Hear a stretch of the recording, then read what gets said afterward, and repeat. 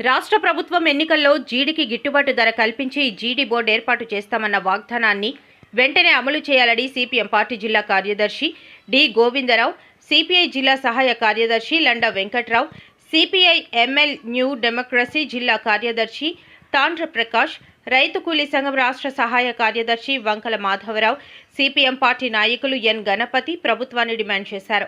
పలాసలో ఆదివారం నాడు సిపిఎం కార్యాలయంలో జరిగిన సమావేశంలో వారు మాట్లాడుతూ రాష్ట్ర ప్రభుత్వం ఎన్నికల్లో జీడి రైతులకు గిట్టుబాటు ధర కల్పించి జీడి బోర్డు ఏర్పాటు చేస్తామన్న హామీని ఎప్పుడు అమలు చేస్తారని రాష్ట్ర వ్యవసాయ శాఖ మంత్రి కింజారపు అచ్చెన్నాయుడిని ప్రశ్నించారు.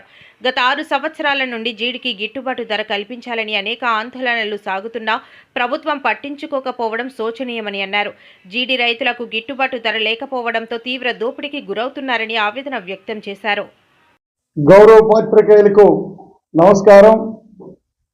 జీడికి గిట్టుబాటు ధర కల్పించాలని, అదేవిధంగా జీడి బోర్డు ఏర్పాటు చేయాలని ఈ ప్రాంతంలో రైతాంగం గత 5 సంవత్సరాలుగా పెద్ద ఎత్తున పోరాటం చేస్తుంటే ఎన్నికల్లోన ముఖ్యమంత్రి చంద్రబాబు నాయుడు గారు, ఇప్పుడుండే వ్యవసాయ శాఖ మంత్రి అచ్చెన్నాయుడు గారు ఈ పలాస బహిరంగ సభలోనే మేము అధికారంలోకి వస్తే జీడికి గిట్టుబాటు ధర కల్పిస్తాము, జీడి బోర్డు ఏర్పాటు చేస్తామని చెప్పి హామీ ఇచ్చినారు.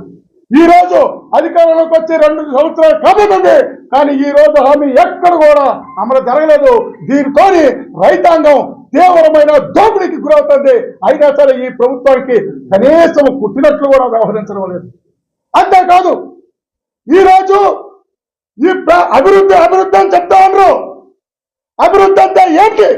ఈరోజు ఈ జీడి ప్రాంతంలో రైతాంగానికి గిట్టుబాటు ధర ఇవ్వడం వల్ల, విస్తారంగా జీడి పంటలు పండడం వల్ల, ఈ జీడి పంటలు పండితే జీడి ఆధార పరిశ్రమలు ఉంటాయి.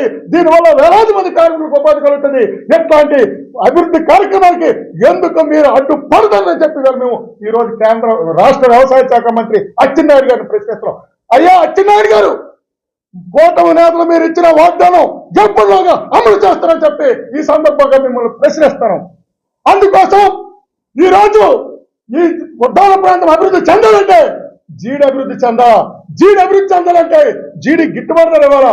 జీడి గిట్టుబాటు ధర ఇస్తే విస్తారంగా ఇవాళ పండిస్తే ఆ పంటల ద్వారా పరిశ్రమలు వస్తాయి, పరిశ్రమ ద్వారా ఉపాధి వస్తుంది, ఉపాధి ద్వారా వలసలు నివారించబడతాయి. అందుకే జీడికి గిట్టుబాటు ధర ఇవ్వాలని చెప్పి ఇవాళ మేము డిమాండ్ చేస్తున్నాం.